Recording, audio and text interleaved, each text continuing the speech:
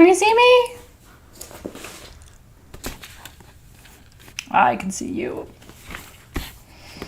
I'm so excited for today's class. I hope you can hear me. I hope you can see me. We had to restart my computer because of YouTube. Are we there? Yay! Woo-woo-hoo! I am ready to talk about astrology with you. It's so nice to see you. I know I just saw you for readings, but that's okay. Good to see you again. Happy class day. Not quite what we had planned because, our supplies are not here yet. So this is an alternative class at your request. I would have been happy to teach you anything, but you guys really were pretty unanimous that this was what you wanted for our next bonus class. And so I'm delighted to deliver it to you. So today is how to read a natal chart. Natal chart. And your sister Denise, who I've known for 20-ish years, a little more than that, volunteered to let me use her chart as our sample, because it would have been weird for me to do my own chart with you, right? And then if you have your chart, I want you to kind of follow along and be interpreting your own chart. So yeah, Team SG will take notes. This is a regular class in that way. What's funny about Denise and I have almost the exact same chart. We weren't born on the same day. We were born 2 days apart. But on the face of it, it is exactly the same chart. It is so crazy.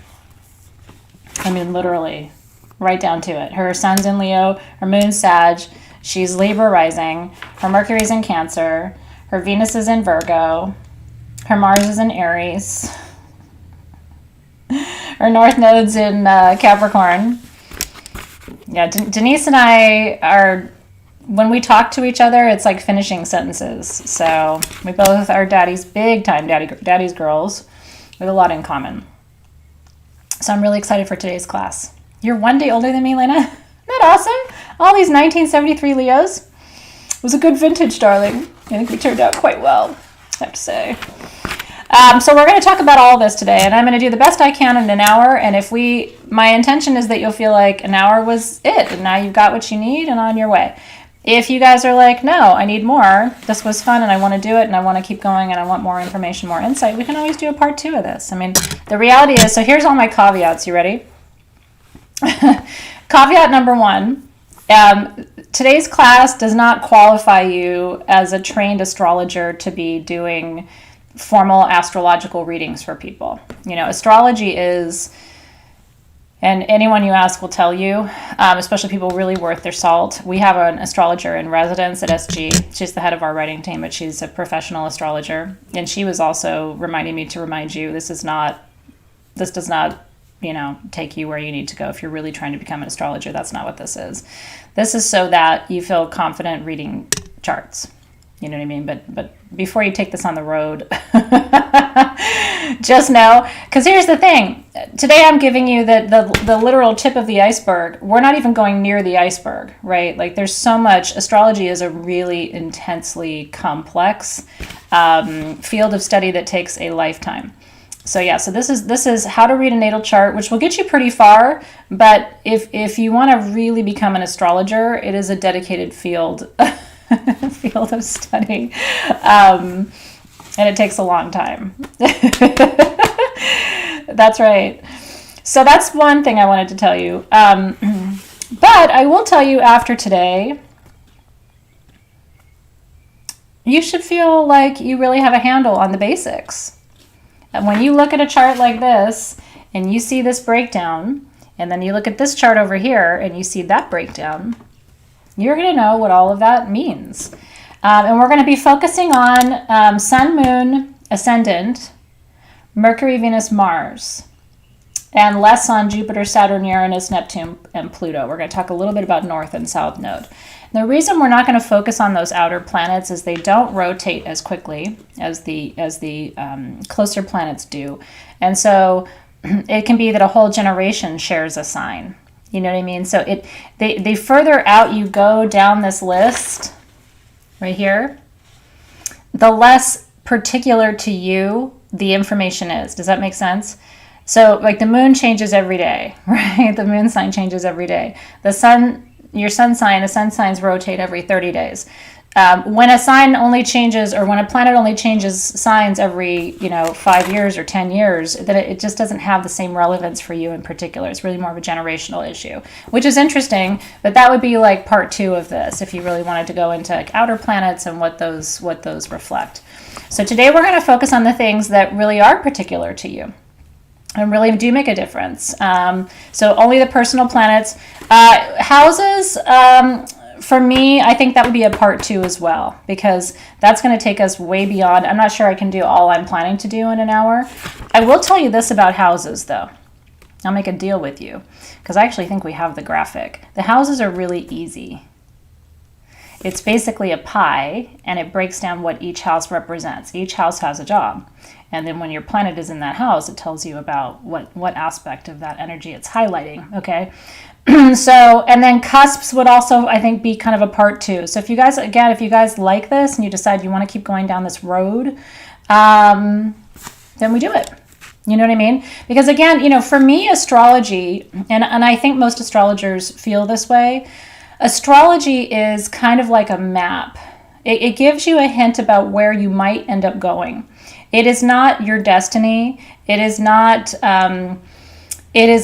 necessarily even predictive. There's always free will. There's a lot of other factors that go in. So, you don't want to look at someone's chart and feel like, oh, now I know everything about you, even though it is pretty accurate. You always want to leave room for people's free will, for their life experiences, for all of those things to unfold. So we don't want to feel imprisoned by our chart. We want to look at our chart as kind of a map of what's possible, given the influences that are there. That's exactly right, Cecilia. Thank you for that. It's a fantastic comparison or metaphor. It's like tarot, right? It's like, the Tower card comes. It doesn't mean your whole life is going to fall apart, but it does mean there's change coming, right? But you don't want to take it to the extreme. So that would be my 2 cents on that. Do you guys have any questions before I get started with what we have for today? And then, like I said, if at the end of this you're like, that was a good meal, I want more, then we can figure out what more looks like and go from there. The North Node is a rich, rich, rich topic of conversation, for sure. You are ready to roll, Samantha. I like it. Kimberly's ready to go too. Okay. Okay. Let me just look through my notes really quickly so I don't forget. Before I forget too, and I will remind you at the end, we did 20% off for you guys. There's a little fun surprise. So your code is FLY20. Not that you are shopping or need to shop, but if you do shop, make sure you don't use the 18 study code, because you guys have 20% off. It's not quite last call for the summer solstice kits, but it will be last call in a couple days. Right around June 1st is when we're going to do a cutoff for that, because we want to make sure the tools will get to you in time. So if you want to use your code for your summer solstice tools, you can do that. FLY20. FLY20. And it's for today and tomorrow. So you get 2 days. I think it's 2 days, right, Alexis? 2 days, 48 hours of FLY20. Don't go away. You shop later. Don't shop now. You stay right here. I need you. Okay. You're very welcome. We do that every so often. So, kind of something fun. Yay! Joyce said she was able to get something she needed with it. That's fantastic. It really does make me happy, especially if you had your eye on something. For me, 2% makes a difference. Especially if it's something that you've been waiting on for a little while. That's an extra little boost, so enjoy. Okay, so let's dive right in.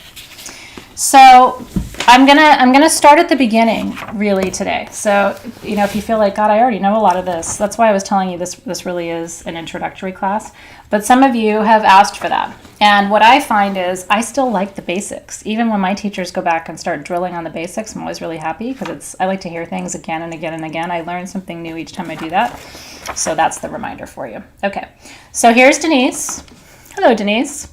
Who was born on Tuesday, the 7th of August in the year 1973 in Denver, Colorado. One of my favorite cities in the United States. And so her sun sign is Leo. Her ascendant or her rising sign is Libra. And it tells you her time of birth. And this is what her chart looks like. And my amazing printer cut off the bottom, but there, that you can see. We're not going to talk about houses today, but we are going to talk about hemispheres.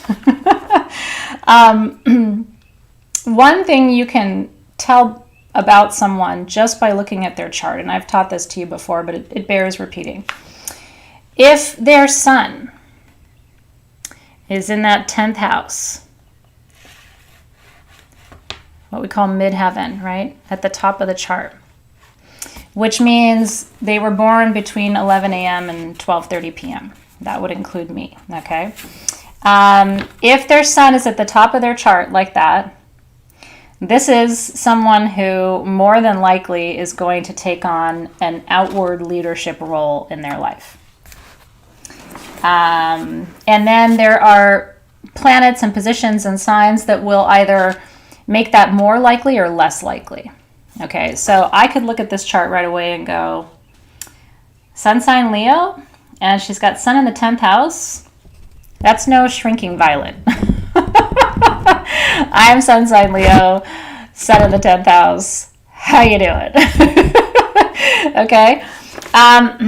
If the opposite is true, if the sun is in the 3rd or 4th house at the bottom of the chart, so we call this high yang energy.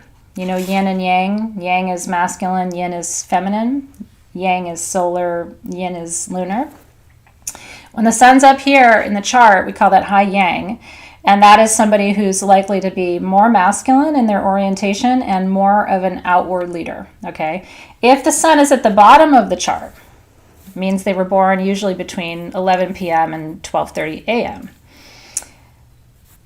And so I'm just focused on those two houses right now. Everything else in between has less of an implication for leadership. So I'm just saying if the sun is right at the top of the chart or right at the bottom of the chart, if you're right at the bottom of the chart, we call that high yin energy. That is a behind-the-scenes person. They may well be a very powerful leader, but they're not as likely to be in front of the podium doing it. They're going to be behind the scenes, setting everything up. These are not people who want to take a lot of credit for stuff. They're more, even though they may be the one responsible for everything, they are more likely to be kind of behind the scenes. You know, again, yin energy, lunar energy, hidden energy, right? And they don't want to be front of the house. They're like, no, you go out there and do that. I'm going to stay back here and rule from behind the curtain. So that just tells you something. And again, if you're born outside of that range, then you're in, you're either, rising yin or rising yang energy. And so you'll probably be more of a chameleon. Sometimes you're up front, sometimes you're behind.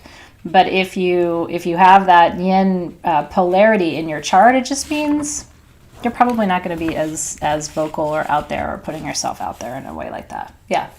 So I'm high yang, she's high yang. Again, we have a very similar chart, but I wanted to share that with you. Okay. So then, God, I wish I had my pointer. I feel like I'm teaching my university days again. Just kind of nice. So now we're going to come in and look here. And so depending on where you print your chart, it may look just like this. This is from astro.com, astrodienst.com, which is my favorite, but they all kind of more or less give you the same information. So today we're focusing on Sun, Moon, Mercury, Venus, Mars, and then we're going to cut off there. These are more of the outer planets that rotate more slowly. We're going to look at true node. See that little symbol right there? Put your readers on, Ma. See it right there? That's your north node. And so that is, so it'll either say true node or north node, and we're going to be talking about that today too. And then we're also going to be talking, like I said, about the ascendant. So these are the places that you're looking for that information. If we have time today, I really do want to look at this chart right here. This chart right here tells you which elements are active in your chart: fire, air, earth, water. And then it tells you whether they are cardinal, fixed, or mutable. And I'm I'm just going to interpret these things for you the way I interpret it. Every astrologer you talk to will give you probably different metaphors, different descriptions of what those particular things mean. Cardinal energy in your chart is intense. The cardinal people are the first ones to do the thing. They initiate, right? They go, let's go for it. Ready, fire, aim. My chart looks just like this too. I'm very cardinal. Fixed energies are stubborn energies, resistant energies, not wanting. These are people who love change. Give me change. Because they get bored. These are people who get really bored. These people are like, nope, keep it the way. If it ain't broke, don't fix it, right? Fixed energy is sort of stubborn. It can be resistant to change. And then mutable is not out there kicking ass and taking names, but they're also not resisting. They're willing to go with that flow, but they're not going to initiate. And so you can sort of see the breakdown. She's got pretty good representation of the elements except for air. She's got a little bit more earth than I do. I'm sorry, she's got the same amount of earth that I do. She's got a little bit more air than I do. And then you can see that she's mostly cardinal, right? Kicking ass and taking names. A little bit of fixed energy. Her sun obviously isn't a fixed sign. That fixed fire is Leo. And then her mutable, Sagittarius is mutable, so it's mutable fire. So she's got quite a range of fire available for you. If you like ass kicking fire, she definitely has that for you. If you like stubborn fire, she has that for you. And then if you like go with the flow fire, she also has that available for you. She's very diverse in her fire. Do you guys have that chart? The cardinal fixed mutable and the elemental chart? Were you able to find that okay? So here's the thing. You can tell a whole bunch about a person just from this. You go out on a date as somebody who's really mutable and you look at your date's chart and they're all cardinal. That may be a relationship you want to reconsider. I mean, unless you want to really grow, because that person's going to kick your booty right out of your comfort zone, right? Something to think about. Yeah, it's fun with the elements, right? And then just at a glance, you're going to look at that person's chart and say, she needs a little room to breathe. You know what I mean? She needs to be grounded. Sorry, I keep confusing air and earth. She needs to be grounded. And she needs a little room to breathe. She's got plenty of fire. And then, her water energy is all cardinal water. So even her watery energy isn't that watery. Isn't that interesting? Okay. So let's go back to, I actually want to start with the ascendant because I don't want to forget it. It's so important. And it's actually going to be one of my first episodes of my podcast because I've developed this theory about the danger of living in your rising sign. And when I do the podcast, you'll hear more about what that means. A lot of people live in their rising sign because it's easier to do that, but it's your mask. Your rising sign is what you think of somebody when you first meet them. I'm Libra rising. I can't tell you how many times people have said to me, oh, you must be a Libra. And I'm like, oh, no, I'm not. I breathe fire, but you have to get to know me to know that, right? So, but when I first meet people, I'm very Libra rising. I'm like, oh, can I make you more comfortable? What do you need? It's nice to meet you. How are you today? How's everything going? I like to engage in conversation and I'm a little bit chatty. And then underneath it all, though, I'm an arsonist. You just can't tell it when you first meet me. So the rising sign is very important. So your rising sign is what you're going to find right here where it says ascendant. So let's talk about the rising sign. So the rising sign, so make sure I'm telling you everything that's in my notes too that I wanted to say about that. It's your mask, your self-identity. It's how you show up to the party. And and it really is. It's you when you're on is your rising sign.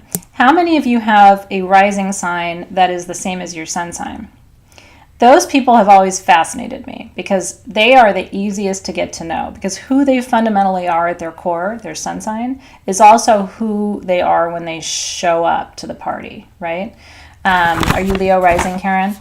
Yeah, so Camellia, you can go to astro.com. There's actually 5 or 6 different sites where you can get a free chart, but if you want to get one that's exactly like what I'm using, astro.com is probably your best bet for that. So look at that. So some of you are both, like Emily is Sag rising, Sag sun. Look at that. Yeah, so fixed, again, is stubborn. It's fixed energy. It's hard to get it to change. Mutable is very open to change, but not aggressive. It's not assertive. Cardinal energy is, things are going to change because I'm going to change them. Cardinal people are, that's why I was saying, they kind of kick ass and take names because they're willing to just do the thing. Okay, so she's Libra rising, so am I. It's interesting for you to look at the trinity of your signs, sun, moon, and rising, as being in a relationship, okay? So your sun sign is your main sign, and that is the core of who you are, and it will take your whole life for you to fully become your sun sign. We evolve into our sun sign. So your sun sign is who you are when you're born, and it is who you are when you're 90. You're probably a better version of it at 90 than you are at age 10 or 15 or even 40, right? Because we evolve into it. We get past some of the landmines of our signs. Every sign has landmines. So I'm going to quickly give you kind of an overview of the different rising signs and how I perceive them. And so let's start with Aries, because the astrological wheel of the year begins with Aries, so we can always start there. Aries rising, you got to think about what the Aries personality is, right? Aries is strong, powerful. Aries is stubborn, but they're always right. Aries is very accurate. It is a fire sign. It's a powerful fire sign. It's a take charge, take control. Sometimes they overwhelm themselves because they're so take charge and so powerful. So Aries, now this is true whether you're sun, moon, or rising. If you're an Aries rising, then that's how you show up in the world. You're kind of a bull in the china shop. You're going to move in and take over. A lot of times people will allow Aries rising in particular to take over because people are always looking for somebody to do the work for them in life, right? People are fond of that idea. And Aries is happy to do your work for you, especially if it means that it'll be done well and accurately and you get out of the way. So if your sun is in Aries, that's who you are. You are this strong, accurate, powerful, active, decisive person with all of that intensity and all of that energy. If your moon is in Aries, and we're going to talk more about moon signs in just a minute too, because remember, it's the Holy Trinity. The sun is the core of who you are. The rising is your mask, how you show up to the party. Your moon is what's under the hood. Your moon is your subconscious. The moon is your, what I call the underbelly, right? It's what people know of you when they really know you, because it's kind of who you really are at your core. When you strip everything else away, like you when you're in your spiritual practice, you when you're alone, asleep at night, that's really who you are, right? So if your moon is in Aries, you might have an earth sign, rising sign. You might have an earth sign, sun sign. But underneath it all, you're like, get out of my way, right? And so it just depends on where that sign shows up. And if you're sun, moon, and rising Aries, at least you're consistent. Difficult to be around, perhaps, but consistent. So your moon can be in the middle of the two signs, but your moon's always decidedly in one sign. And so I would trust what the chart tells you your moon sign is more than its position on the actual chart. Okay, so that's Aries. Now let's talk about Taurus. I'm just giving you the quick overview, okay? So again, rising sign is your mask, how you show up to the party. Your sun sign is who you are at your core, who you will evolve and ultimately fully become. And your moon is what's going on underneath the hood. What's your subconscious, about? Who are you at your core when you're alone or when you're deep in your spiritual practice, right? My moon is in Sagittarius. which when I get to it won't surprise you at all, because it's the number one placement of those who study the occult. So, no big surprise there. So Taurus is an earth sign, and Taurus is very grounded. Taurus is very sensual. Taurus, of all of the earth signs, is the most connected to beauty and sensuality. So even though they're very grounded, they like all the nice things. A Taurus's home is always beautiful.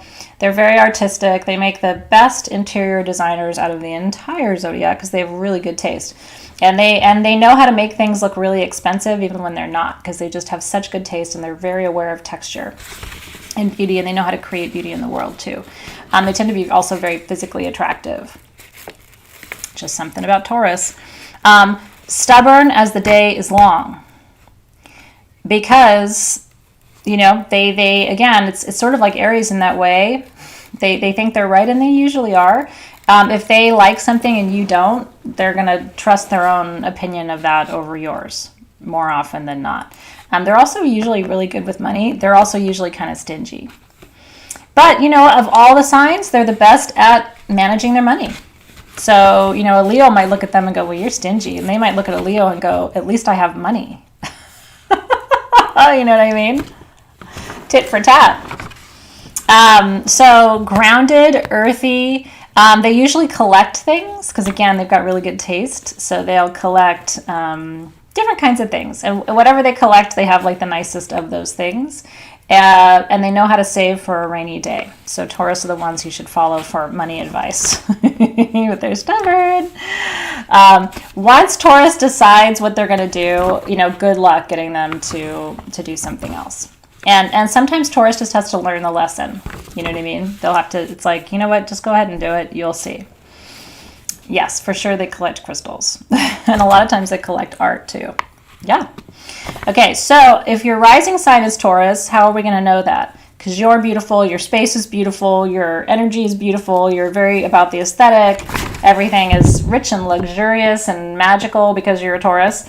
If your sun sign is Taurus, you're probably pretty grounded and stable. You might be a little bit on the stubborn side, but again, you probably have a really beautiful space. And then if your moon is in Taurus, that's what's going to appeal to you. That's what's going to be a driving force. If you think of the moon sign as the driving force in your life, you're going to be driven by beauty, driven by quality, driven by a desire to learn or to create beauty in the world, and you're going to be driven by your own opinion of what is and what isn't right. Does that make sense? Okay. So that's Taurus. Gemini, and some of you are Geminis. Gemini's fun. You know what I mean? Gemini, they're intellectual, they're curious, they're talkative, they're funny, they got a good sense of humor. It's usually kind of a dry sense of humor. They know how to make you laugh. They're very good at talking themselves into things and talking themselves out of things too. But they are the intellectuals of the zodiac. They like to have their facts straight. They like to know what's going on. They like to tell you what's going on. Sometimes it's hard to get off the phone with a Gemini. I little known fact, I don't like to talk on the telephone. I really don't. I don't know why. Maybe it's because I talk for a living, but I'm not one of those people who sits and talks on the phone for hours on end. I don't have the energy for it. And I never have. Gemini's not like that. And so sometimes I struggle because, do you ever do that where I'm like, all right, well, anyway, and you're trying to give them cues and they're like, oh, I totally forgot to tell you this other story. And you're like, yeah, well, anyway, it's been really great to talk to you. And they're like, you too. In fact, let's talk about this other thing now. And you're like, okay, I'm really trying to get off the fucking phone right now. They're not getting the hint. Now that I'm older, I'll just be like, listen, I love you. I'm about to hang up. I'm going to hang up. Bye. Ready? I'm going to hang up. Bye. But they have a lot to talk about. They're never boring. There is the whole story that there's two of every Gemini. There's the sane one and the crazy one, and you never quite know which one you're getting. So Although most of the Geminis in my life are pretty sane. It's the other signs that are a little bit nuts. So if you're Gemini rising, if you're Gemini, in fact, you're Gemini sun, then that's part of who you are, but it could be balanced, okay? And then if you're Gemini moon, you want to collect information, have your facts, understand everything, get underneath it. Like you're on this insatiable kind of intellectual quest for information if Gemini is your moon. Cancer. And the reason I'm doing this quick dirty dive right now is that after this, when I explain the planets to you, I won't have to explain the signs to you again. You'll be like, oh yeah, Mercury in Cancer, of course. Like that's what that is, okay? Cancer. Cancer is all the feels. Cancer governs the home. Cancer is about looking after, taking care of, right? Attending to the details, making people feel loved. They're all about home and comfort and domesticity and safety. There's a little bit of child energy about Cancers because sometimes they are so emotional that it's like they don't grow up. There's a little bit of like a Peter Pan syndrome sometimes with Cancers. For me, it's like part of their charm. It's kind of what I love about Cancers. Pisces have that kind of eternal youth thing going on too. They do cry, and I don't enjoy crying. When people cry a lot, like I don't know what to do with it because that's not my natural MO. Like if you see me cry, which you probably have a few times over the years, but it takes a lot. Like I'm not a crier. And I feel like Pisces and Cancer, like you look at them kind of the wrong way and they start crying, and so I'm always like, just don't cry. Like, I'm going to tell you something, but just, do you promise you're not going to cry? Such a Leo thing. If you cry, I'm not going to tell you. My sister's a Cancer, so she grew up with me as an older sister. I'm always like, I see it, don't you do it. You put those tears back in there and you put them in your head. It's really funny. So Cancer rising is, how can I do hand Alexis whiskey if I think she's going to cry. Yeah, I've done it a couple times where she looks like she's having a bad day and like kind of on the edge of it, you know what I mean? And I'm like, do you need whiskey? And I will tell you, she's never said no. So, smart girl. Don't you do it. I'm going to get you whiskey. Whiskey will make you stop crying. Okay. So Cancers show up in the world loving you. What do you need? How are you feeling? Are you hungry?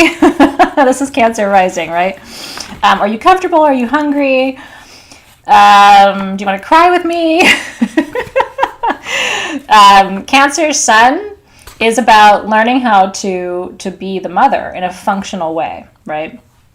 So Cancer sun is about learning how to take care of people without being dysfunctional. And then Cancer moon is a little bit different.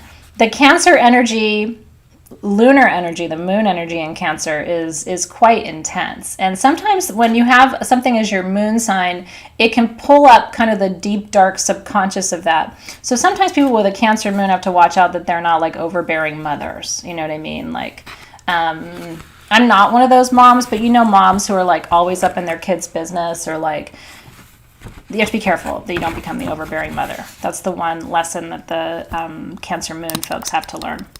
Leo. Leo is bossy, confident, domineering, but also very loyal and very generous.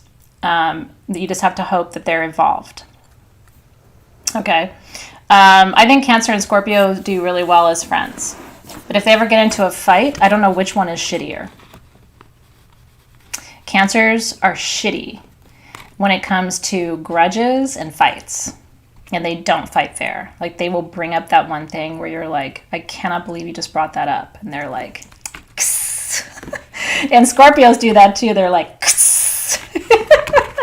and the Leos are like, you're going to take it back, right? Because that was shitty, right? Leos don't fight like that. We can be really jerks though, right? Because we can be very domineering. And we have a temper. I get pissed. And when I'm mad, it's like, you're going to know about it. But then 10 minutes later, it's over. And I will literally forget why I was mad at you. But when I am mad at you, it's going to go down like James Brown. There's just no other way around it. So don't make Leos mad. Hopefully they're evolved. So Leo rising looks like, hey now, oh hey, party time, right? Leo rising people are like, let's do this thing. My daughter's Leo rising. Big surprise. She's not Leo anything else, but she's Leo rising. Leo's sun sign is that person who seems very confident and always on and, you know, has their shit together, because Leos are confident and always on and have their shit together. But underneath it all, Leo's big thing is, you know, are they worthy of love? Because they're looking for love. They're very loyal people, and they want to find out who their loyal people are and then just be loyal with them forever. And Leo moon people, it's interesting about Leo moon. Leo moon is you're outgoing, but it's kind of hidden. These are the people who wanted to become rock stars but didn't, unless they have Leo somewhere else in their chart. So Leo moon people tend to be like frustrated artists, frustrated musicians, people who like really wanted to do the thing, but for some reason they didn't get up on stage. And it can have something to do with where their sun placement is, other things like that. Leo moon. Virgo. I'm spinning through, but I got to get you all the information, so I want to make sure I have enough time to do that. Virgo. Virgo is, the two big loves of my life, both Virgos. They're very sexy. They're very intense. They're very difficult to understand, but they're also incredibly selfless. Virgos really do believe that they are here to be in service to this planet, to other people, to make this world better, so that when they leave, the world was better for having them here, and God bless them for it. They are very detail-oriented, very service-oriented. It is never them first. And in fact, Virgos really don't like it when people put themselves first, because they don't even know how to do that. They're so selfless, because it's about the greater good. It's about the collective and what's right for the collective. Virgo men are just that way. Now, they're freaks in the bedroom, but they will never tell anyone that. They do not want you telling them that, anybody that, because they're very like shy. You would never think Virgos are super hot till you get them alone, if they're comfortable with you. And if you smell good and are relatively clean, because Virgos are very picky, and if your hygiene is not excellent, they will not be with you, because that's their business. Well, it's really true, because they're like, they just don't like anything that isn't like hygienic.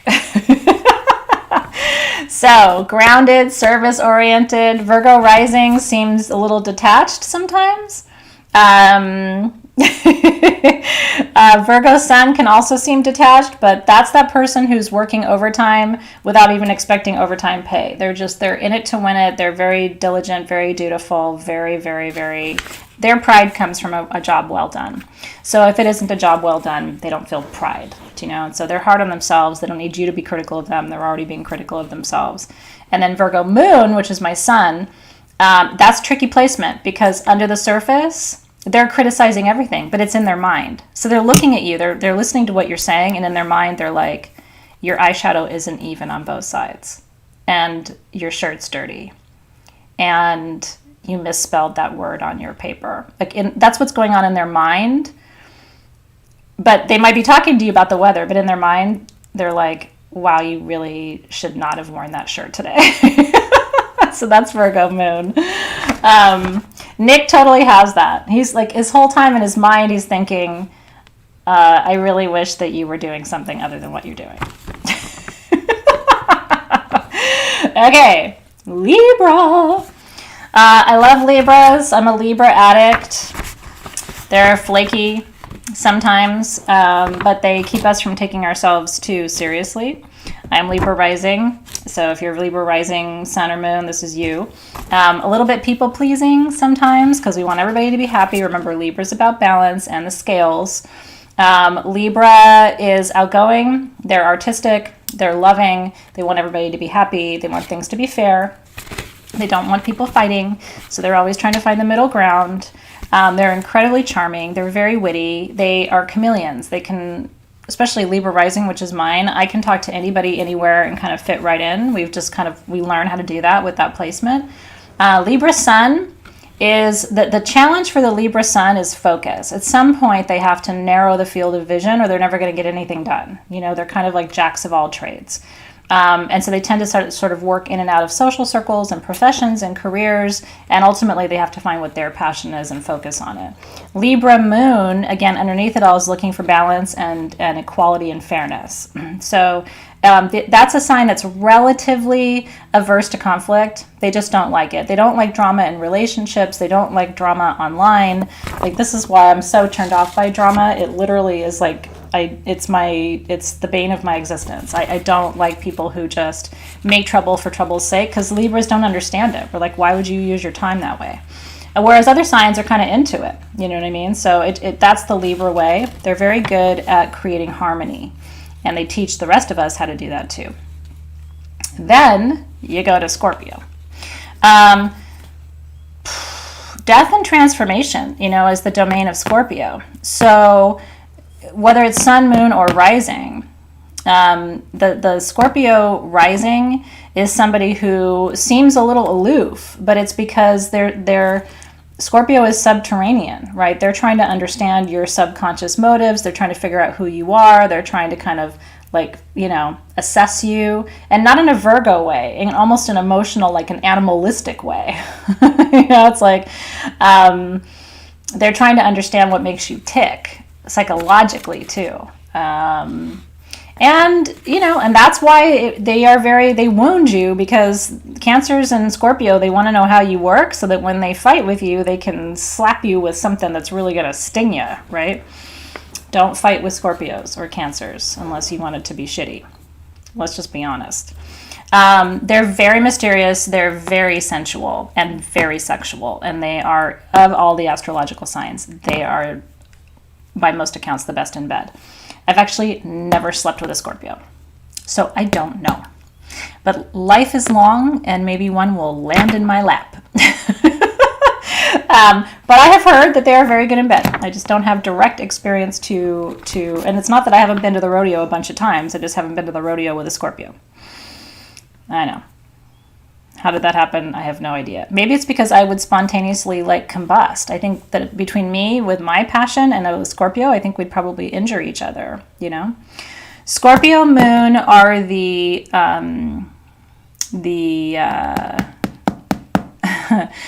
funerary attendants. They are the embalmers of the world. Scorpio moon people love to talk about death. They like to think about death. They have odd fascination and curiosity about death. Some people if there's any fire in the chart with a Scorpio moon, they call that the Scorpion King. They rule the underworld. They're very, very, very dark people. Zoe, from the time she was born, used to come to me and say things like, hey, can we go and bury that bug and then dig it up in a month and see what its guts look like or whatever? I mean, just stuff you wouldn't expect a sweet little girl to say, or, it's just like, really? Or every Halloween, can I be a zombie? Can we do real blood instead of fake blood? I mean, just all of it. It's all Scorpio moon stuff. And it's weird to raise a child at Scorpio moon, but that's how she is. And she likes to watch scary movies. If it's not scary enough, she will stop watching it and go, nobody even died. She's so like that. Is it really, Joyce? So you understand. It's like, but here's the thing. I mean, that's all part of life. So I laugh at her, but I sure did buy her for her birthday when she was 5, I got her the fake blood makeup kit. That's what she wanted. She wanted to make fake cuts and put fake blood on and then go and scare people. That was her idea of a good time. So you have to indulge. I think you have to indulge it because they're just mysterious people and we need them on the planet because we all make the world go round. But she is goth to the core, which is funny because she doesn't look goth until you scratch the surface a little bit and she'll take you right downtown. So that's Scorpio. Sagittarius is my moon sign.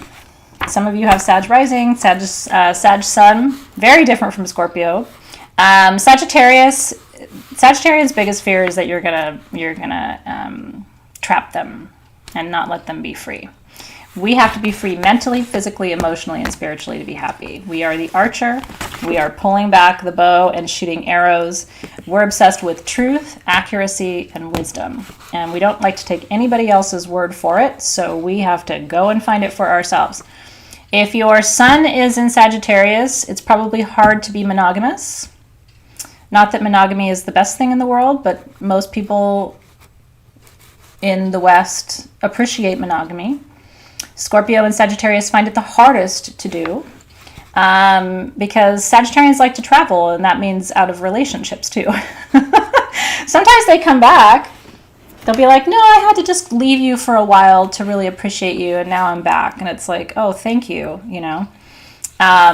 So if you're a Sag and you're very loyal, you probably have Leo or Taurus or other influencing factors in your chart, because Sag on its own has a tendency toward being a little bit, you know, outside the box, as the case may be. Sag rising. Sagittarius is also very athletic. They want to be outdoors. They love sports. They love to be moving, going. They have to be outside all the time. So Sag rising is going to look like a very active person, very outgoing, very communicative, very interested in learning, higher learning, all kinds of learning. They just like to accumulate knowledge. Sagittarius can also be insecure about how much they know, which is ironic and funny because most of the time they know more than everybody else. So the only reason they're insecure about it is because they think about it more than other people do. They are the ones who should be the most confident about what they know. And then Sagittarius moon, which is my moon placement, is the placement of the occult. Sagittarius is the sign that quests for the truth. And so with a moon in Sagittarius, it means you are going to spend your whole life testing theories about what's true in the universe, which means you're going to explore the light side of spirituality and the dark side of spirituality too. And I certainly have done that in ways that were good for me and probably in ways that weren't good for me either. That's Sagittarius. Capricorn. Capricorns are here to succeed. And they're going to do it, whether that means they're with you or not with you. Nothing is more important to Sagittarius. Yeah, Sag rising, Bonnie, is all about showing up as active, but also hard to get because they don't want to be pinned down. Capricorn rising, Capricorn across the sun, moon, rising profile. Capricorn is about steadiness, achievement, and integrity. They don't like people who don't keep their word. They don't like people who aren't focused, who aren't driven. Capricorn is always going to have a project, always going to have a goal. And I've never met a Capricorn where I was like, do you have a project? And they're like, no, this has never happened. The problem is they're so focused on success that sometimes they give up everything else in the process because almost nothing is more important to Capricorn than success and achieving whatever that goal is that they set out for themselves. Most Capricorns know what they want to do with their lives by the time they're around 5 years old, and that rarely changes. So if a Capricorn comes to you at 5 and goes, I want to be a farmer, you can almost bet on the fact that 30 years later they're going to own a farm. They find out early, they go, and they do the thing. And if you get in their way, you probably are not going to last very long in their hemisphere. But why do we need Capricorns? For all of those same reasons. In organizations, they work hard. They are totally committed. When they say they're going to do something, they absolutely do it. They keep their word. They have high integrity. They expect so much from themselves, and they do not fall short on those expectations. And so they usually don't let you down. You know what I mean? Other signs will let you down, not a Capricorn.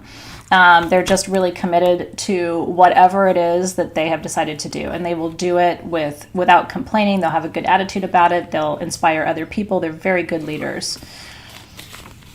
They're very responsible. They're great parents. They're hard on themselves as parents. Sometimes they have a little bit, Capricorns, especially a double cap or a triple cap as a parent, they call that the general profile, like sergeant, okay? And double or triple cap parents can actually really be challenging for children because it's like they will expect their kids to already be like mini adults, and they have just zero flexibility around things. And so I've met multiple double or triple cap parents who really have to be softened by another parent that doesn't have that profile because they can be really heavy-handed. And we'll get to the nodes in just a second. And then after Capricorn, we go to Aquarius. Aquarius, free thinking. They actually really gel nicely with Sagittarians. They don't have as much energy as Sagittarians, though. As Sagittarians are free thinking and they have the energy. Aquarius is free thinking, not as much of the fire energy, so they're more thinking about it, whereas Sagittarius is doing it. That's the main difference. Aquarians are very open-minded. They're not going to judge you. They kind of have a live and let live mentality, even more so than Libra, because Libra underneath it will judge you a little bit. Aquarius underneath it doesn't really judge. They're really interesting people. They share a strong passion for humanity with Virgo. They're the other humanistic, volunteer-oriented. You can call them anytime, anywhere. They will be there to support you, to help you. I used to joke with my mom that she had a red phone because my mom is a Christian and she prays for people. And you could call her at any time of the day or night, all her life, even now, and she'll just sit and pray with you. She's like a prayer warrior. I mean, that is such an Aquarian, like, she doesn't get anything out of it, right? But no matter where she is or where you are, she'll drop everything just to pray with you. So they're very, they're devoted and they're caring and they're kind. Sometimes the one thing I've noticed about Aquarians is they're less open-minded with people close to them than they are with other people. So sometimes there's a double standard with Aquarius that can be kind of shitty. You know, it's like they'll be all open-minded with all their friends, but then they'll turn around to you as their child or you as their, sister, or you as their whatever, and be like, well, but you shouldn't have done that. And it's like, okay, but you totally said it was all right for those other people. And it's like, it is right for them, but not for you. So there's a little bit of that double standard thing that can be annoying with Aquarius. But by and large, Aquarians don't really have bad qualities. The one main bad quality they have, they don't get shit done. But that's true of all the air signs.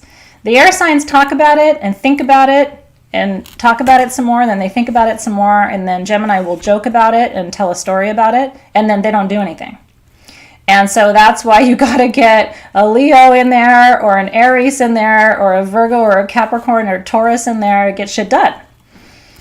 Because 10 years later, they're still talking about it. They're laughing about it, but they're talking about it.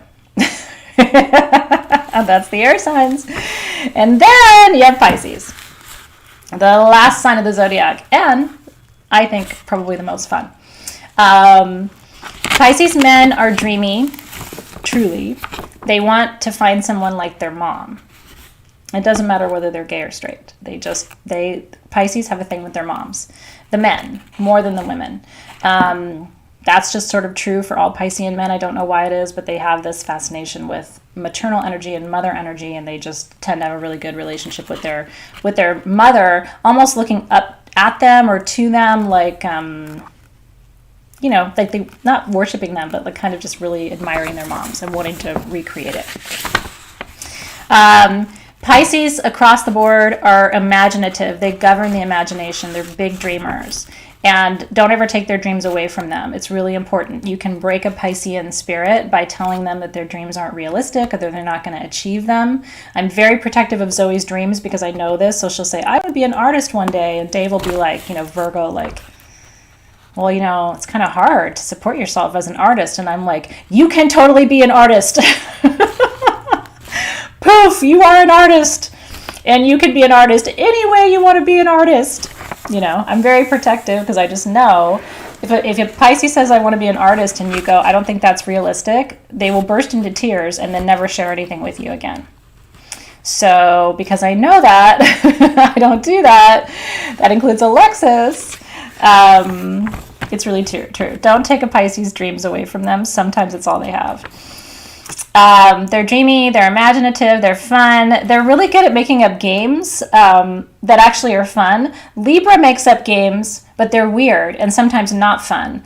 Pisces makes up games and like they'll go to the length of like making a game board in little pieces and like here's this piece and then this piece does this. Like they're very ornate in how they design things. Pisces make excellent architects because they have this really weird capacity to understand space. So they're really good at designing spaces. They're very thoughtful, so they're attentive to the details. So they do all those things really, really well. They're not good at remembering details. They're good at noticing details, But Pisces, you know how, I mean, I'm going through menopause and I'll walk into a room and I completely forget why I walked in there, and then I'll walk out and an hour later I'll remember like, oh yeah, I was supposed to get a spoon. I can do that because I'm an older woman and it's legit. Pisces are like that from the day they're born. Like they walk into a room and they're like, I know I was here for something. Anyway, who cares? How's it going? Let's play a game. So they're just kind of like, they're fun. They're creative. They're not here for, as Zoe likes to say, I'm not here for the math. That's one of my favorite quotes from Zoe her whole life. She's like, I am not here for the math. And I'm like, me either, dude. I'm not here for the math either. So that's kind of Pisces in a nutshell. So Pisces rising is all of those things when you meet them, right? Pisces sun is all of those things in the fullness of their personality. And then Pisces moon is underneath it all. They're dreamy and sweet. Dave is Pisces moon. It saves him because Dave is Virgo rising, Virgo sun. But then he's Pisces moon. So underneath all of his like tough exterior, Dave is like one of the most tender, thoughtful, emotional people when he feels safe of anybody I know. And Pisces moon people don't like to be alone. It's their big thing. They don't want to even be in a room sitting by themselves. They just don't want to be alone. Pisces is not fond of being alone all the time, especially Pisces moon. They'll come and get you and just say, can you just, I know you're doing something else, but can you just sit in the room with me? It's very sweet. Meanwhile, Sag moon, I love being alone. Like I crave being alone. If I'm not alone every single day for at least an hour, I will lose my damn mind. And then I've got a husband who's a Pisces moon who's like, do you want to come sit in here with me? And I'm like, no.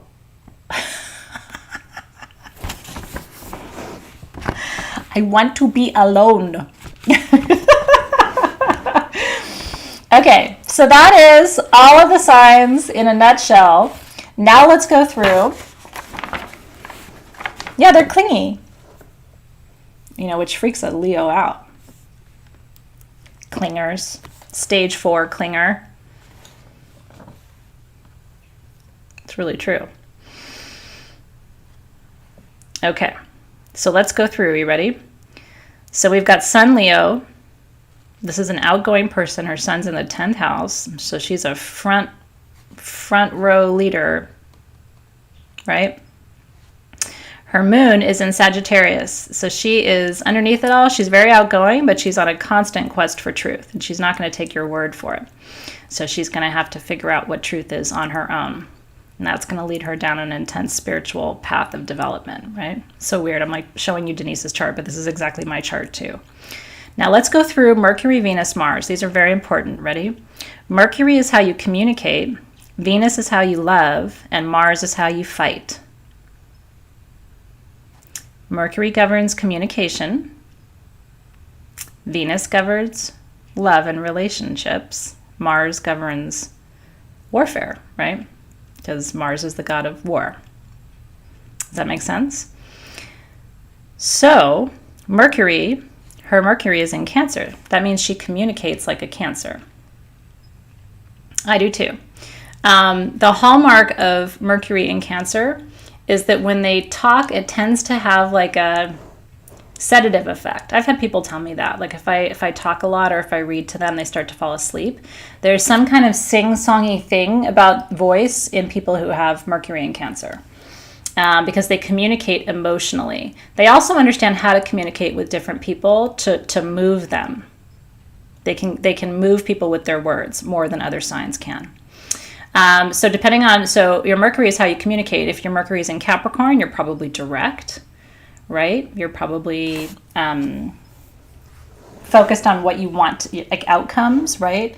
You're not going to waste time. You're not going to just talk for the sake of talking. If your Mercury is in Sag, you're going to be outgoing, outspoken, right? Sharing your thoughts and your views. Mercury in Virgo is going to be a little more sparse with your words, right? You're going to say what you need to say to get your point across. Again, probably being clear, probably being precise with your words. Mercury in Leo is going to be very expressive in how you communicate, probably using your hands, right? Mercury in Pisces is going to be very imaginative in how you communicate, maybe playful. I've known people with Mercury in Pisces who almost have like a baby type voice, and not in like a fetish way, but just having kind of like a youthful voice. It's very gentle. Yep. Mercury in all the water signs is going to communicate with you in a gentle way. Mercury in Scorpio is also a water sign. So intense in their communication, deep. They're looking for a deeper connection and conversation in what they share. They're also Mercury in Scorpio will kind of like give you all like more information as opposed to Mercury in Virgo, which is more linear. Mercury in Scorpio is more circular in how they communicate. The air signs, Mercury in the air signs are going to be more talkative people. Gemini, Aquarius, Libra, they're going to be more vocal, more verbal. And so if you're in a sign, Mercury in Cancer, we don't talk, when we're not talking like we have to talk, we don't talk a lot. We can actually get really quiet because we're the crab. When we do talk, it's expressive and it's emotional, but when we don't have to talk, we crab up. Mercury in Taurus, remember Taurus is about beauty and the aesthetic, so Taurus tends to have good vocabulary. They tend to be rich and expressive in how they communicate. Interesting, right? Yeah, so Casey said, Mercury Gemini, I talk a lot even though I'm introverted. That's exactly why. With that Mercury in Gemini, there's no way you wouldn't be talkative. But it doesn't have to be true to your soul, right? So just because you can be talkative doesn't mean that you necessarily want to be, right? So, and sometimes if you're introverted with a Mercury in Gemini, it can actually exhaust you. So you got to be careful and conserve your resources so you don't wear yourself out. Mercury in Aries is direct. To the point, kind of blunt. Here's how it is, because again, Aries thinks they're right, and they usually are. Now, Venus is how you love. Her Venus is in Virgo. She loves like a Virgo. Virgo is the sign of the Virgin. Venus in Virgo, which is also my placement, is one of the trickiest ones because it's a little aloof. I have thrown people off my whole life because I'm very outgoing, except in love. Like, you're going to have to chase me. I am not going to chase you.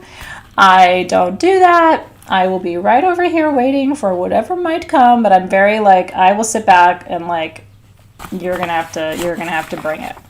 There's a lot of hard to get in a Venus in Virgo, and then we're very picky. Remember we talked about Virgo? So like, we might want to be in a relationship with you, but then like, you don't floss, you know what I mean? And then we're like, oh, it's okay. It's kind of a shitty placement. It's not like a hot sex placement. If your Venus is in Scorpio, yeah, that's more of a hot sex placement. We'll hold space for you, Martha Reina. Sending calming energies to those incredible winds that are coming your way. Praying that everyone will be safe. Amen. And so it is. Venus and Sag, you got to work on being in a relationship. Venus in Capricorn. Venus is also how you see beauty, right? So Venus in Capricorn is going to see beauty through achievement. Venus in Virgo is going to see beauty through service, right? So I'm more apt to get sexually turned on by somebody who's good at their job, which is weird, but like it's really true of me. I cannot be sexually attracted to somebody who isn't successful. Like, I just don't find that attractive.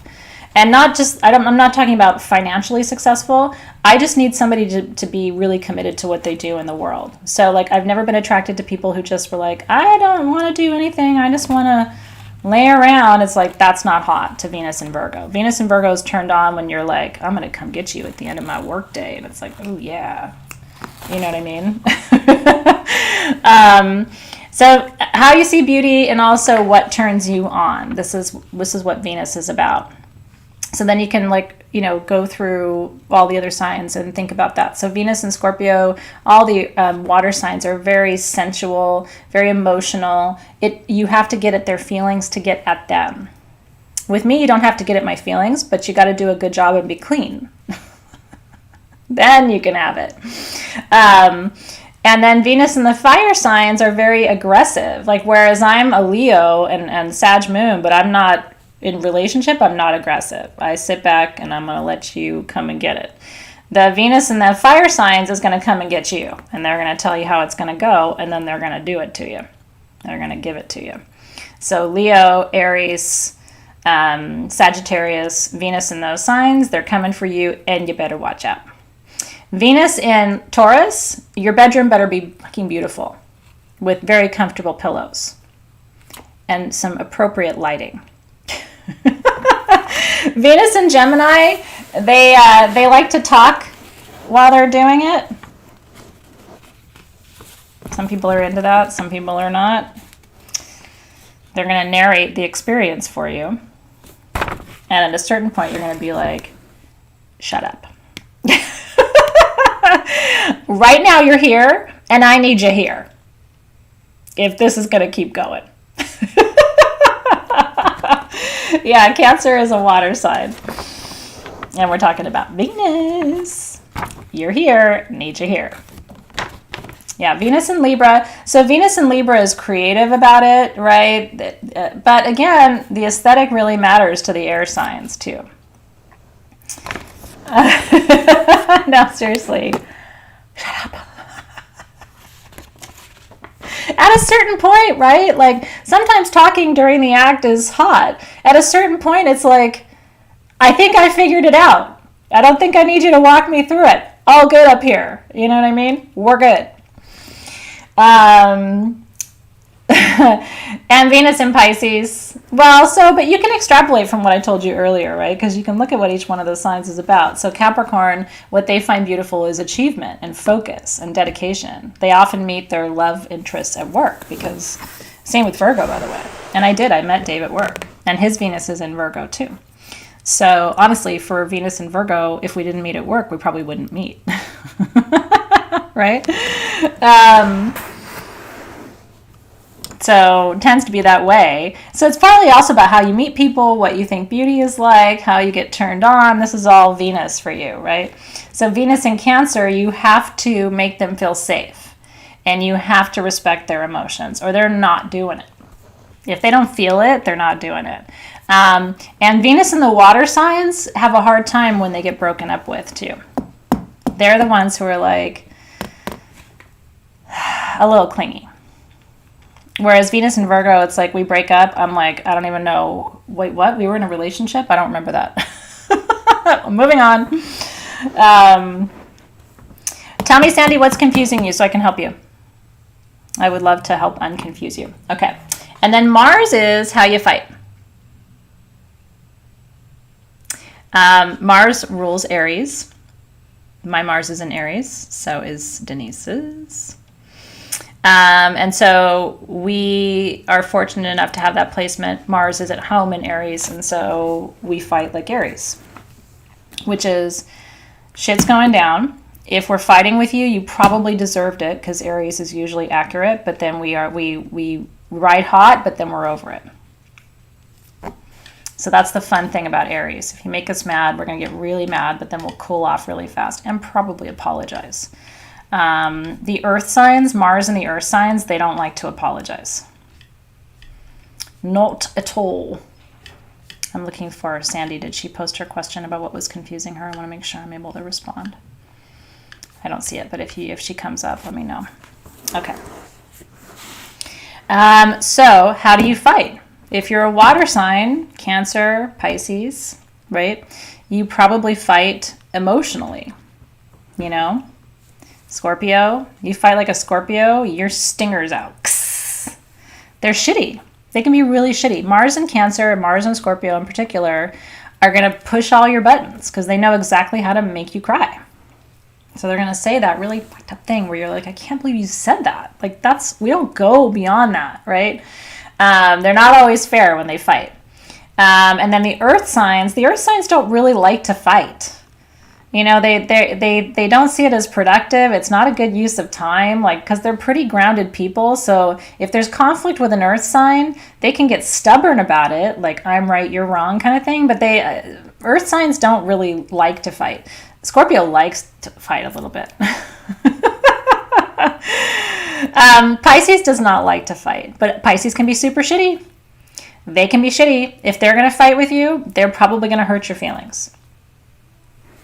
And then you're like, Really? Because they're so nice and like open, and like a Pisces sun person is so open and charming and imaginative and playful, but then they will turn around and straight smack you and then just be like, what? And it's like, that was just shitty. So if you fight like a water sign, it can be a little vindictive. But water signs are really keyed into what makes you work. So they know how to get into that little place that's really shitty. The earth signs don't want to fight most of the time, so they're going to try and, minimize the conflict and move on, because especially Capricorn, Virgo, it's a waste of time, right? They're stubborn. Yeah, Piranha Pisces, Mars and Pisces people, they will get you and it will hurt. And same with the Scorpio. And a Mars and Cancer person, if you think they are ever going to forget what you've done wrong to them, you are so wrong. They are never going to forget what you have done. And they will side-eye you forever about it. It's like, remember that time when you were 9 and you took my Barbie and you wrote on her arm and I never got a new Barbie and I'm still upset about the Barbie. And you're just like, Jesus, I wrote on your Barbie's arm when you were 9. And they're like, and it changed my life, and I have never felt secure with my Barbies alone with you ever again, and it made me stop trusting people, so now I don't trust anybody because you drew on my Barbie's arm. And it's like, what? That's Cancer. And you're gonna pay for it forever. And Leo's like, ha ha, I drew on your Barbie's arm. Can you tell my sister has Mars Cancer? I mean, I'm not trying to make fun, but you know what I mean? Like, they're very sensitive. That's not who I am, so it's like, I have to, it's hard not to laugh sometimes, honestly. It's like, are you really kidding me right now? Now I don't trust anyone. Okay, here's the funny thing about Mars and the air signs. Are you ready? Libra, Gemini, talking to you, Aquarius.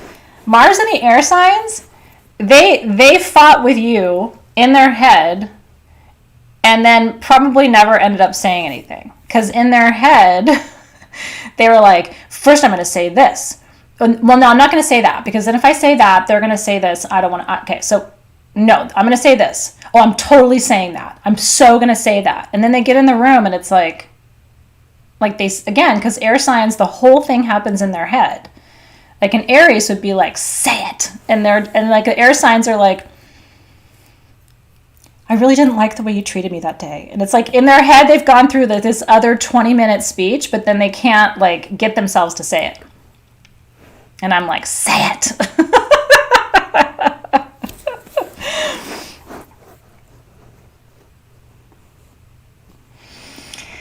So as I was saying at the beginning, it's hard not to look at astrology and see it as so accurate, because I mean, everything I'm telling you, you're probably nodding your head like this happens, right? And we all have these experiences. We all know how this goes. By the time the Mars in air sign people are done hypothesizing what they're going to do, they're exhausted and they probably don't even care about the thing they were upset about anymore. So they have this whole way of working it out in their head. Saves them a lot of time. And then if their partner has Mars in an earth sign, their partner's like, good, I don't want to fight with you anyway. And if their partner's like me with Mars in a fire sign, I'm going to be like, you're going to tell me. I want to know. I don't need to tell you. Never mind. Why no Earth? As a planet? That's a great question. It's just not part of the mix. You're on Earth. So we look at how the other planets influence you. It's true. They already wore it out in their heads, so it's not even interesting to them anymore. It got trapped in there, Lisa Cohen. That's awesome.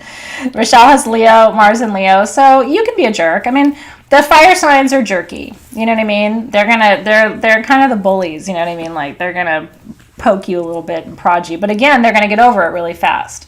They're not gonna hang on to it. Whereas the Mars and the water signs, you drew on their Barbie when you were 9, And now you're going to pay for it at 56 years old because now they don't trust anybody and it's entirely your fault. That's the difference. So the earth signs wanted to move on already. The fire signs are like, let's fight. The air signs did it already in their head. And the water signs are just crying because they need therapy about Barbie from when they were 9. And it's all your fault. And they'll never forgive you, and they will never forget.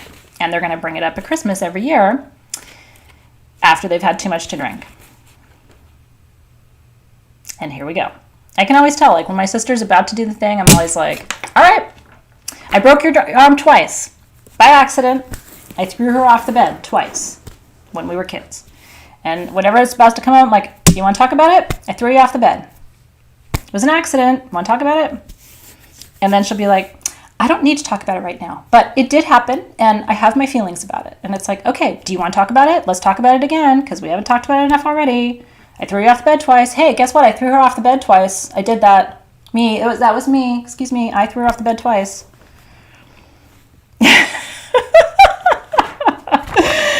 Yeah, so let's refresh. Cardinal, fixed, and mutable. Let me show you that one more time. Want to talk about it? Want to talk about it? Want to talk about it? How do you feel about it?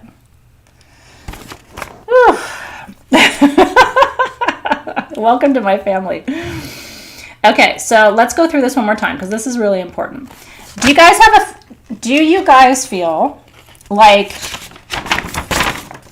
you would now be able to take this chart and give me 4 or 5 good insights? If you'd never met me before and I gave this to you and I said, tell me something about myself, do you feel like you would be able to give me half a dozen things for me to think about based on what you've learned today?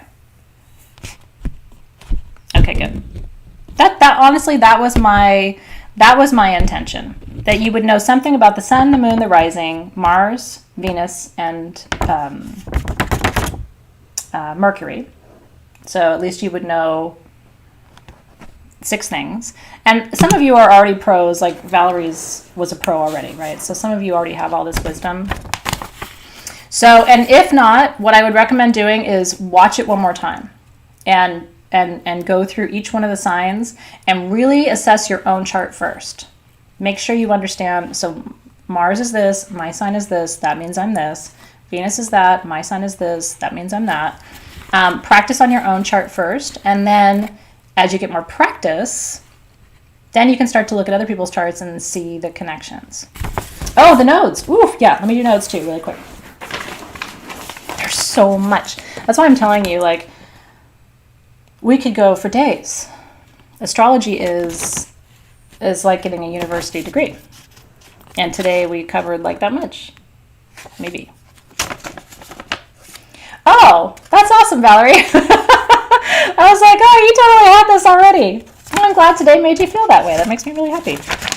Okay, one more time through this. So this little chart tells you the 4 elements: fire, air, earth, water. And then it tells you what are known as the qualities, whether the planets are cardinal, fixed, or mutable. Fire planets, right, we talked about that. They're active, outgoing, in front of the camera, right? Air planets in their head, very intellectual, very reflective. Earth planets, very grounded, very stable. Water planets, emotional. Water signs, emotional, intuitive, about human connection, really interested in relationship. Cardinal energy, so that's going horizontal. The vertical columns, cardinal energy, which is, she has a lot of planets that are cardinal, is the assertive, get out there, take action, make change. This is, when you think of cardinal, think leadership. These are people who are going to go out there and make it happen. Fixed energy is exactly what it suggests. It's stubborn, it's fixed, it's difficult to move or change. And mutable is what it suggests. So very open to change. These are sort of opposites. Fixed energy is very static, wants to stay the same, resist change. Mutable energy is very open to change, but they're not going to initiate. Cardinal folks initiate, mutable people accept. And fixed fight it. So if you're looking for a leader, you're going to look for a lot of fire in cardinal, and you're going to look for a little bit of earth because you want the person to be grounded. But these are people who are going to go out there and be assertive and take charge. So if you're looking for a leader in your organization, this kind of profile is what you're looking for. If you're looking for somebody who's very dependable and is going to stick to structure and a routine, you're going to look for a lot of activity here. And if you look for somebody who's flexible, you don't need them to initiate, but you need them to go with the plan. You're going to look for people who have more mutable qualities. Yeah. Well, you may think so, that you need a leader husband, but let me tell you something. Like, this is my profile. I don't need another me. If there were two people like me in this house, we can't both be initiating all the time. Dave is a lot of mutable, that's good, because I'm over here burning hot. I need somebody who's going to go with my flow, not fight me, but also not resist what I'm doing. But if you have two cardinal people, it'll be like, like if you think about Dave in my life, right? Like, Sage Goddess is my dream, and he helps me bring that dream into the world. And he does it, he loves it, because he's somebody with more yin energy behind the scenes. He doesn't want to be in front of the camera, right? He doesn't want to take charge. He's happy to support. If you got two people with all kinds of cardinal energy, it's going to be like a competition for resources. Nobody wants that. So it's nice to have a balance of yin and yang a little bit, right? Okay, so let's talk about the nodes, and then we'll leave it there for tonight. And like I said, if you're into this and you want more, we can do that. There's also like real astrologers, and I mean people with more focused expertise than I have who teach online classes. So it could also be that I'm lighting a fire, and then you decide you want to go and get more formal, rigorous astrological training, because there are people who just completely focus on that. So I don't want to suggest that I'm the only person who can teach you astrology. There's a lot of really good folks out there who are really good teachers. So I can get you going, and then, that's another path that you can take too, is go and study officially under people. I can get you a list of suggestions. Yeah, I will work on that for you. And it depends on what kind of astrology you want to study too. Yeah, they may not use the same funny analogies. They probably have their own analogies, right? Yeah, and there are really good folks in the group too, Colleen. So that's why I just don't want you to think that I'm over here like I'm the only one who can teach you astrology. There's lots of great people in the world. I'm just here giving you kind of a little turbo boost. Okay, North Node. Here it's called the True Node. So if you're looking for a North Node, you're going to be like, where is it? So it's True Node or North Node. And me and Denise both have our North Node is in Capricorn. Your South Node, and these are nodes of the moon. They're not planets. But what they represent are Dharma and Karma. Okay? Your North Node is why you are here. It's the path that you're meant to walk. It's the energy stream that you need to be most intimately aligned to in order to achieve your soul's greater purpose for incarnating. So it's very, very, very important to know your North Node. When you find people who are very depressed, I have a theory about suicide, actually, that a lot of times what you see in suicides are people who were not able, for one reason or another, to actualize their North Node. They hit an obstacle, they felt it wasn't possible, because not fulfilling your Dharma is one of the most important commitments that a soul undertakes, right? Fulfilling your Dharma is that. And so if you aren't able to fulfill your Dharma, it can be very frustrating for the spirit. And so that's one of my underlying theories about why that happens. If people feel like they can't do what they're here to do on a deep subconscious level, it really affects them.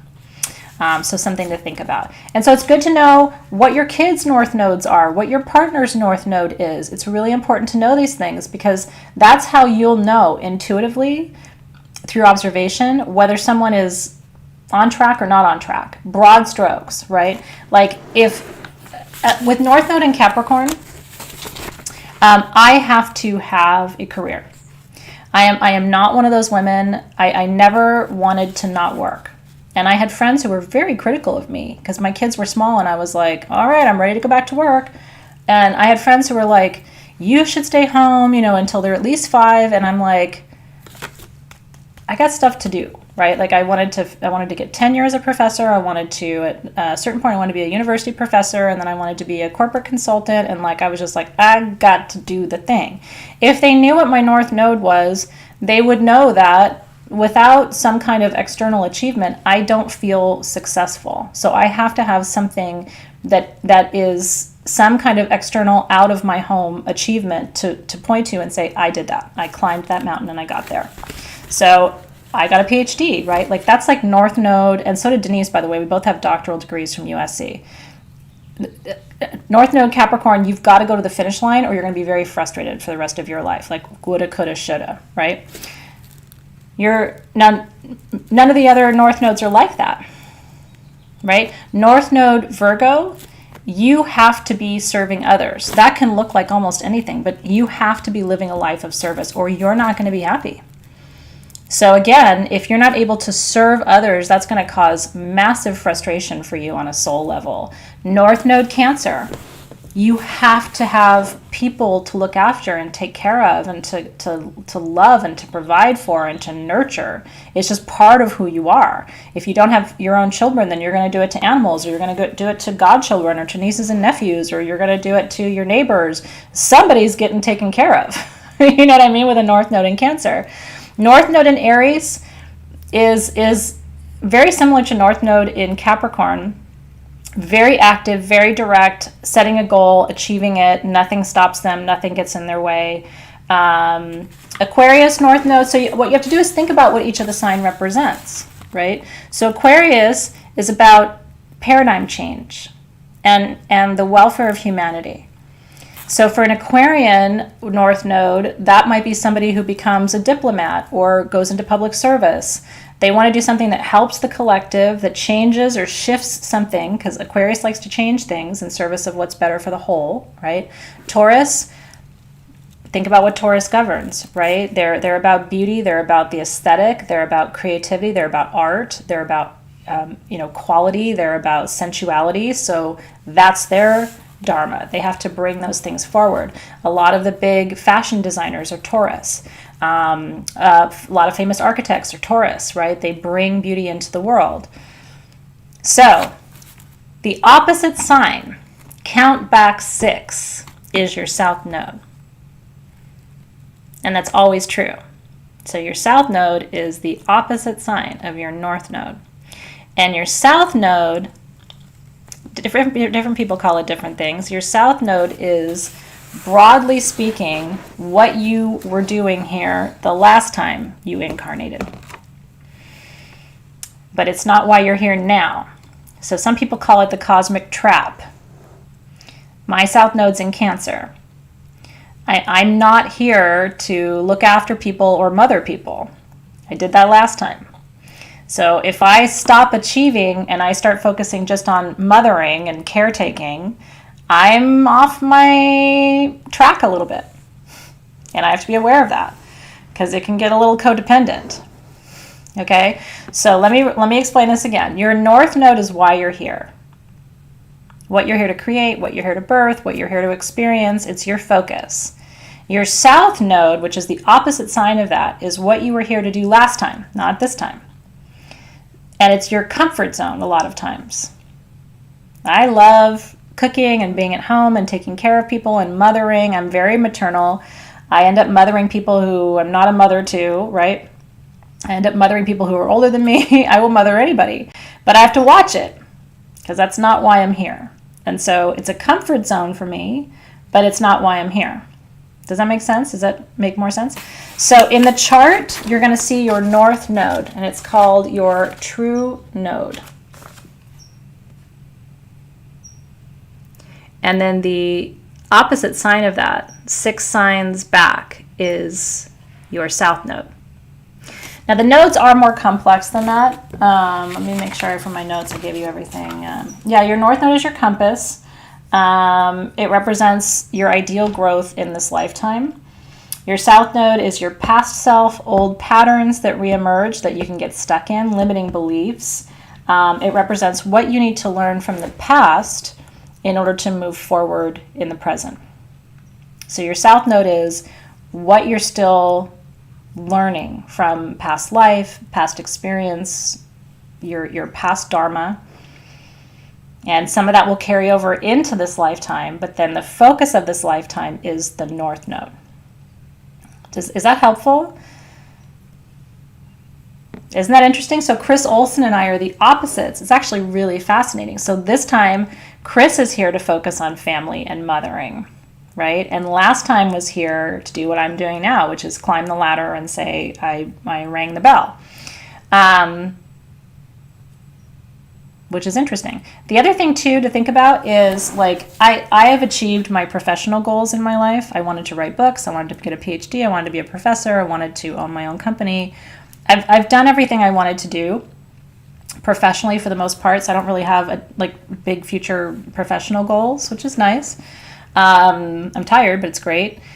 When you achieve your dharma or part of your dharma, then you can kind of relax and soften and allow some of the south node stuff to come up more. You have more time to give to it. You have more space for it. Earlier in your life, while you're on your path through your dharma, it can become a distraction. But it is good to know that sometimes when those issues come up, or like I have mother issues in my life, which isn't surprising given that my south node is in Cancer. So I always feel like there's a little bit lacking for me there. I didn't feel like I had as nurturing of a maternal experience, which is probably part of why I turned to women as partners in my 20s and 30s. I think I was looking for more of the divine feminine and intimacy around that because I didn't feel like I got enough in my early years. And now I kind of feel like I've found my right balance and I'm not so much in search of the feminine anymore. But all of that, you could look at my chart and imagine that because of the fact that I didn't have that. And it's really interesting to look at my chart, North Node, Capricorn, South Node, Cancer, that Denise and I have very similar kind of feelings and experiences around our mothers and our fathers. And feeling more connected to the masculine, but like craving the feminine. It's a very common set of themes with that particular profile. Yeah, it's interesting, isn't it? Tara says she's come a lot farther, though, with her mom, which is fantastic. I mean, that's the work of the lifetime, right? So Hedy said, my south node is Cancer, my sun sign is Cancer, but my north node is Capricorn. That's right, girl. She's like, how do I achieve my north node when my sun sign is leading me to my south? So I'm really glad that you asked that. Does everybody understand what she's asking? Her sun sign is her south node.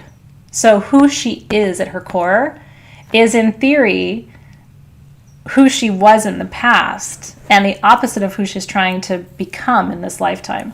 But here's the thing, you don't want to not engage your south node at all. It's not like you have to turn it off and go, nope, no mothering for me, no intimacy for me. It's not like that. The south node is just a hint to you about your work in this life and how to know whether you're on the right path. So it's not about abandoning those qualities in yourself or like I'm a mom, right? Obviously I had kids, so I could look at that and say, well, maybe I shouldn't have had kids. I think I'm a good mom. I'm not an overbearing mom, and I'm not. I'm very nurturing, but I'm not codependent. I have good boundaries. My kids know when I say no, no means no. Like I'm a strong mom, but I'm a good mom. And so it's not about just not mothering at all, but it's about recognizing that if I get too codependent, if I start trying to live through my children, if I sacrifice everything for them, I will be miserable. That is not why I'm here. So, and I knew that early on. So I was like, no, I'm not going to just live my life through my kids. I'm going to have my own identity and still be a good parent, but I'm not going to, I'm not going to fall victim to some of those patterns. And my mom, interestingly enough, really did focus on us as kids when we were little. And I think was a little resentful of that later in life. Like maybe she didn't do everything she wanted to do because of us. And so I also saw that growing up, but I'm like, I'm not going to do that. I want to achieve what I want to achieve. And if I can fit kids into that, great. If I can't, that's okay too. Does that make sense? So it's not cut and dry, like only do your north node, never do your south node, because sometimes you are your south node, like Hedye is, right? It's like, what do you do with that? And it means just be aware that everything you do as your sun sign can be taken to a place that's codependent, that isn't positive, that will set you back. But that's true of all of us. I'm a Leo. If I evolve into a good Leo, then I'm going to be a strong leader, and I'm going to be outspoken, and I'm going to be, confident, and I'm going to be supportive. If I'm a shitty Leo, I'm going to be bossy and a dictator and territorial and shitty. You know what I mean? And it can always go both ways. So in astrology, there's always kind of a light and shadow of everything, right? There's the positive signs of every sign, and then there's the negative sides of every sign. Every sign has their trap, their shadow. And your goal, I think, as a human being is to evolve fully into the best aspects of your sign and learn how to recognize when you are embodying some of the less evolved qualities of your signs. What happens when you just don't say anything relative to what? Like you're just a quiet person? Can you clarify for me, Larissa? Going back through just to see if there's any other questions I missed. No father in my life, and my mother wasn't in my life till I turned 9 years old. I hear you, Dawn Marie. You know what I mean? No matter who you talk to, and this is one of the reasons I'm always telling you, and I think you see it in real time, but I have just learned it so well, especially in a priestessing context. You never know when you're dealing with someone what kind of pain they've been through. And so just be gentle. You know what I mean? Everybody's got something. Either their parents were in their life and they were overbearing, or their parents weren't around at all, or they had perfect parents, but then these other 6 or 7 things were out of whack, or they had a perfect family, but their health, they've always had health struggles, or their health was good and their family was good, but they had, really severe financial challenges, couldn't afford to eat. I mean, you just never know the subtext of people's lives. And so when you priestess to people, when you lead people, it's almost best to assume at all times, especially people who are difficult to lead, it's best to assume at all times that is a wounded person.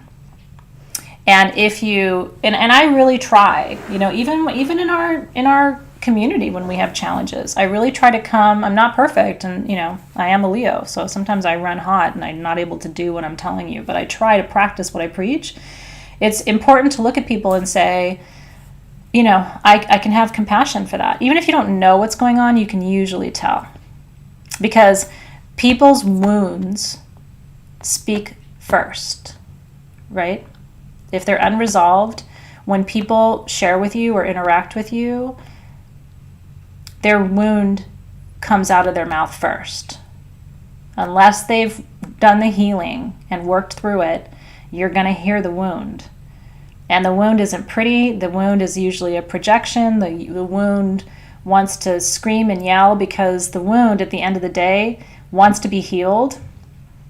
And it can't heal itself. So wounds are very vocal. And the people who have the wounds, if they're not aware of that or conscious of that, you're going to hear the wound first. And so then the question becomes, let's talk about the wound. Right, what's going on here? Because and you can also tell when the wound is speaking from people, when it's like the issue doesn't almost matter, anything triggers them, right? Because it's like the wound is just right near the surface. So you could say that tree is huge, and they would be like, "What do you mean that tree is huge?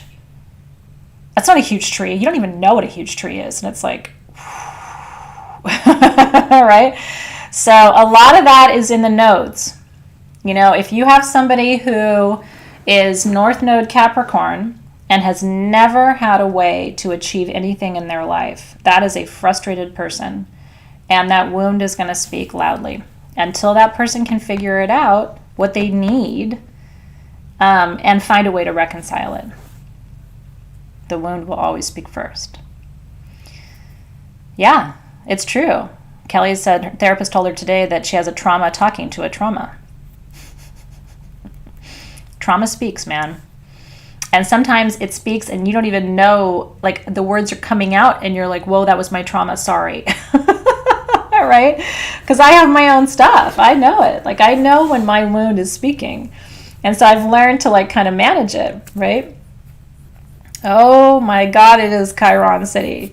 So that would be like, 2.0. Although Chiron, we did a really good job last year in Soul Shift. So if you want to know about Chiron, which is the wounded healer, and it represents your wound in your chart, you could always go back and just buy that month of Soul Shift from last year, because I did a pretty good job with Chiron last year, and you can still access the recording.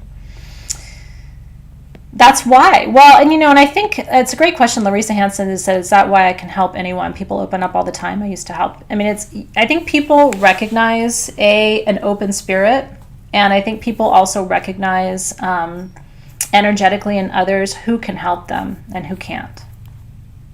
Because I think we get led to people, kind of magnetized to people. It's like, she would understand my wound, you know what I mean? Or she might, it may not be that conscious, but I think we do kind of get magnetized to people who can help.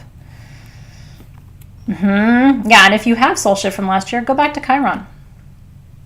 Sometimes refreshing on that content is just a good idea.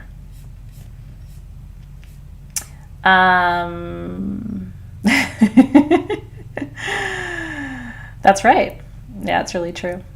Priscilla said, an astrologer she listens to said, if you're not being your sun, this is your job, to express you. That's right. And we become our sun sign for our entire life. I'm still becoming a Leo and trying to do a good job of not being a huge asshole, because that's really the work of Leo. Each sign has its Achilles heel, right? And so Leo can be extremely domineering and bossy.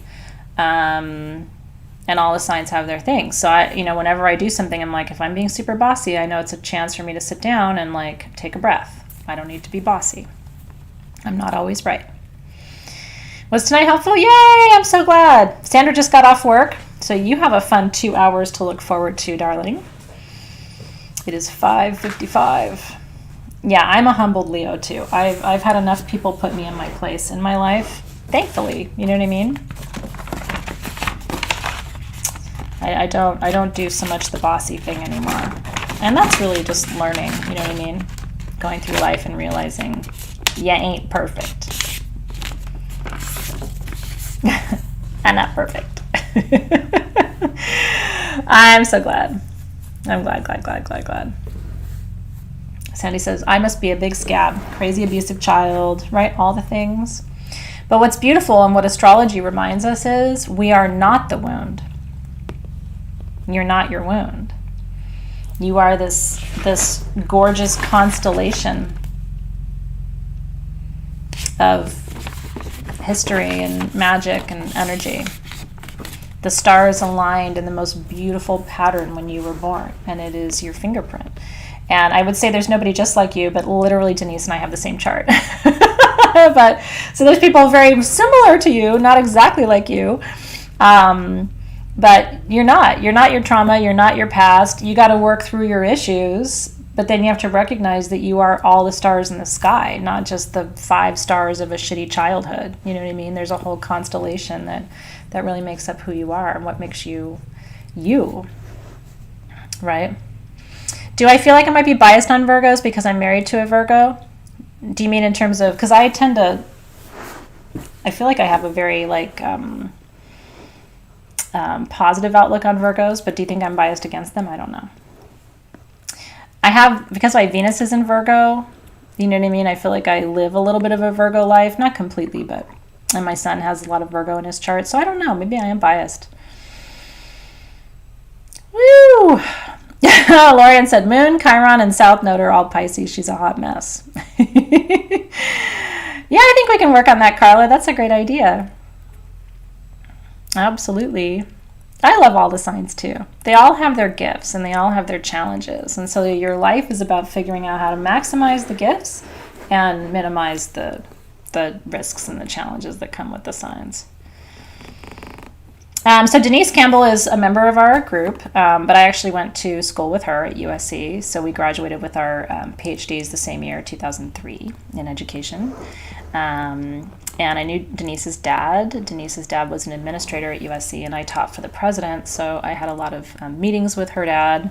He's an amazing human being, very spiritual man, but also a really seasoned university academic administrator. And so Denise and I go way back. Before that even, we took most of our doctoral seminars together, sitting right next to each other. You love her. She's super fun. And she's also a really talented coach. So if you ever need coaching, she coaches me. Denise is an amazing coach. She's just brilliant and very grounded, and she's a Leo, so she'll tell you what to do. She really is quite gifted. So I'm glad tonight was interesting for you. I'm glad it was helpful for you. So I'm going to sign off for now. Talk amongst yourselves. If you like this and at some point you want us to do a 2.0, I'd be more than happy to do that. This was fun for me to put together for you, and I'm looking forward to continuing the conversation. So tomorrow we have a couple things happening. We have our, let me check my schedule just so I can tell you the right thing. We have our debrief, our coaching and integration at 3 p.m. And then at 5 p.m. we have crystal readings and crystal masters tomorrow. So very much looking forward to that. You enjoy your night too. And then just to remind you, you have 20% off at sagegoddess.com as our gift. We do a member sale every 6 months or something like that. And so we did it today and tomorrow. And I still have, I think it's 60 sets of the summer solstice tools if you want them. I'm doing a private ceremony just for you guys for summer solstice. We're having a public ceremony. But I had very few tools and they sold out right away. So I made a separate set of summer solstice tools for only available to Soul Shift for your private ceremony. And so you don't have to have the tools, they're optional, but if you do want them, they're there. I think it shuts off tomorrow. I know. It's never exactly the perfect time for everybody. So if you didn't get your summer solstice tools, they are there, or anything else that tickles your fancy. Your code is FLY20. FLY20. FLY20. If you would like. Cheers, cheers, cheers. There's some fun things in the shop. Did you see the carnelian perfume bottle necklaces today that come with dragon perfume? That one's really, really pretty. That's one of my favorite things from today. We have the Adi Shakti plates. I don't have a lot of those though, but that's the first time we've had plates made out of Shiva Lingam. They're really beautiful if you're doing any kind of sacral stuff. I don't know. I mean, sagegoddess.com to me is like the mecca of all things pretty, so I don't even know where to direct you. But if there was anything, that code is for you to use through the end of the day tomorrow. Please don't share it. It's not for everybody. It's only for members in the program, so enjoy. And have a good night. And thank you, Alexis, for being there. I appreciate it. And it's 6:01. Yes. I always feel bad when I make Alexis stay after 6 o'clock because that's the end of our Sage Goddess work day. Pendulums are still en route here. So I think the pendulums are going to be another week or two. Sometime in June, I imagine. As soon as they get here. So the pendulums, I had these made. And they were done before the pandemic hit, but then nobody in India. Do you know in India, not that you're interested in this, but I just like to tell stories. In India right now, they're only allowed to ship one package a day. One. So everything shuts down. They had these finished. They couldn't ship them. And then as soon as they're allowed to start shipping, and they've got all these backlogged orders because people around the world are waiting, they can only ship one package a day. They are so frustrated. It's so hard for India. Please pray for India. They are so worried about their families and their ability to take care of their families, and it is so stressful for them. We think we've had it hard here. It is nuts. So what makes this different is this is sterling silver. By the way, there's not a lot. So if you don't want one when these come, leave them for other people. Truly. because it took so long to have these made. So they had to make them in 3 parts. So this is all sterling silver, and then their stones are inset. And it has, I like this because it's got a really wide hook on the top, or bar on the top, because I like to hold mine like this when I'm doing readings. So it's all done in sterling silver. This is quartz. It's optical quartz. It's absolutely crystal clear. And then this is sterling silver too. So they had to do CAD drawings to create the base in sterling silver. Then they had to cut the quartz and facet it exactly like this. This is a second separate piece. And then they had to make the tip in sterling silver. And then they had to attach it and weight it. So these are expensive. They're solid 925 sterling silver with, cut faceted stones. So these are not your mama's pendulums. I think I had 100 made. I think. So when the time comes, there's not going to be that many of them. I am only offering them to Soul Shift this round. If we're able to get another batch made, which I would love to do that for the holidays. I don't know about pre-order. Let me talk to the team and see what they say. We usually don't do that, but I don't know why. There must be a reason. And then if you guys don't, I don't remember the price. Alexis, do you know the price? I don't remember. They're in the hundreds of dollars. I mean, I think it's, my guess is between 3 and 5. I can't remember. They're expensive. But, I mean, hopefully it's the last pendulum you ever have to work with. I don't use any other pendulums anymore. It's so accurate and weighted well. So let me check. And then I'm going to let Soul Shift have access to them first for a couple days. And then if you guys don't want any more, I will make them available to the public. But Soul Shift will have right of first refusal. Yay! Denise was there! Thank you, Denise, for being there and for letting me use your chart tonight. I love you. Love you. Oh, yeah, that's true. Yeah, what if some arrived broken? It happens. It'll break my heart if that's true, but it does happen. So that's a good point, Alexis. Okay, we will give you notice when they're coming. We will make them only available to you for a couple days, and make sure if you want one, you get one, and then I will open it up to the public after that. Okay, good enough. Very, very helpful. Enjoy your evening.